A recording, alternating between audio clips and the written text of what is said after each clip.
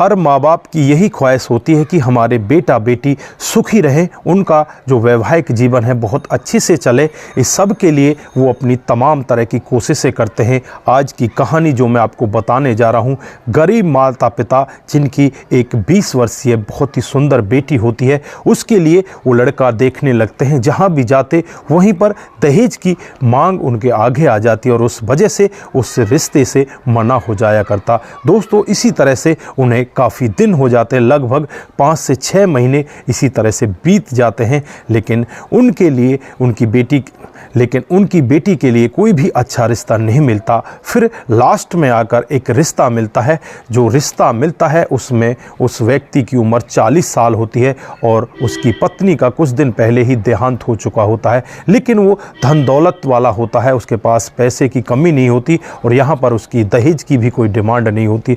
जब उसे लड़की का फ़ोटो दिखाया जाता है तो वो तैयार हो जाता है और तैयार होने के बाद उन दोनों की शादी कर दी जाती है। दोस्तों, 3 साल तक इन दोनों की शादी बड़े आराम से चलती है, बड़े प्यारपूर्वक इनका घर परिवार चलता है। लेकिन 3 साल के बाद एक दिन अचानक यहाँ पर होता है इतना बड़ा कांड। पत्नी खुद अपने देवर के साथ मिलकर अपने पति को बड़ी ही बेरहमी के साथ मौत के घाट उतार देती है।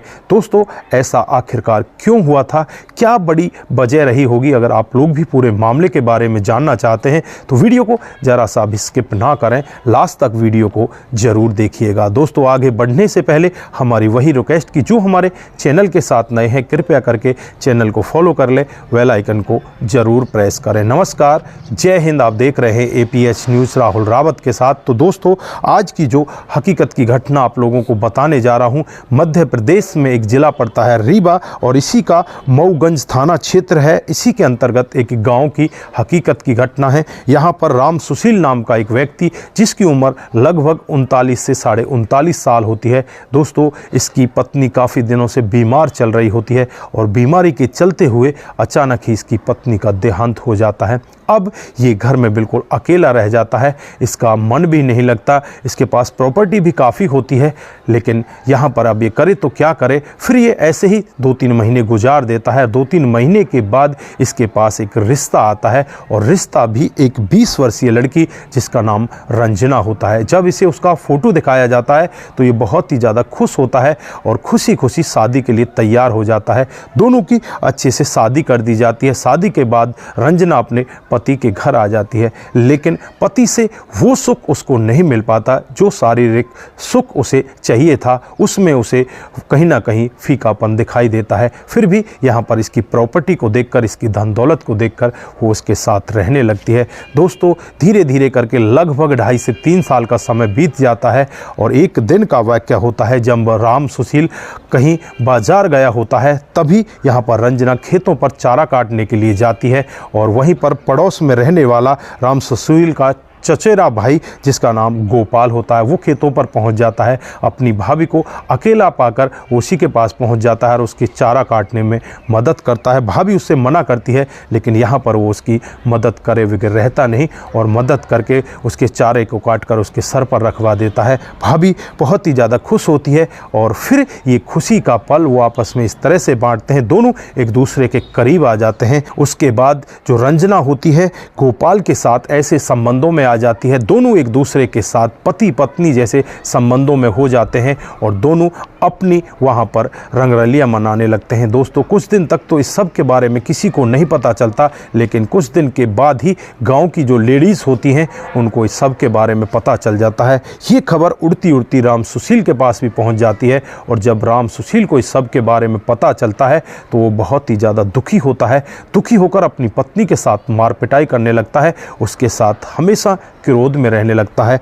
अब यहाँ पर पत्नी भी उससे दुखी हो जाती है और दुखी होकर वो यही चाहने लगती है कि मेरा पति अब इस दुनिया में ना रहे तो ही बेहतर होगा। दोस्तों, इस सब के लिए वो गोपाल से बातचीत करती है और उससे कहती है कि तुम्हें मेरे पति को रास्ते से हटाना होगा।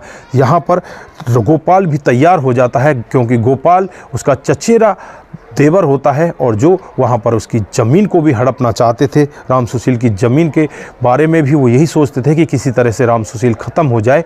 तो उन्हें आज यहाँ पर दोहरा फ़ायदा होता हुआ दिखाई देता है। गोपाल का एक चचेरा भाई और उसका एक चाचा और इधर जो रंजना होती है, सभी लोग मिलकर एक प्लान बनाते हैं और प्लान के तहत ही राम सुशील को बड़ी ही बेरहमी के साथ मौत के घाट उतार दिया जाता है। दोस्तों, उसे मारने के बाद वो अपने अपने घर चले जाते हैं। उन्हें लगता है कि इस सब का भी खुलासा नहीं होगा, लेकिन जो क्राइम होता है वो छुपता नहीं है। कुछ दिन के बाद ही सबका खुलासा हो जाता है और खुलासे में जब यहाँ पर रंजना से पूछताछ की जाती है, गोपाल से पूछताछ की जाती है, तो ये पूरा जुर्म कबूल कर लेते हैं और फिर पुलिस इनके खिलाफ इनकी ही तहरीर पर पूरा मामला दर्ज कर लेती है और इन सभी लोगों को गिरफ्तार कर लिया जाता है और इन्हें गिरफ्तार करके जेल के अंदर बंद कर दिया जाता है। दोस्तों, यहाँ पर राम सुशील का पूरा परिवार तहस नहस हो जाता है। राम सुशील खुद अपने घर में अकेला था और यहाँ पर उसकी शादी 20 वर्षीय एक युवती के साथ हुई थी और उस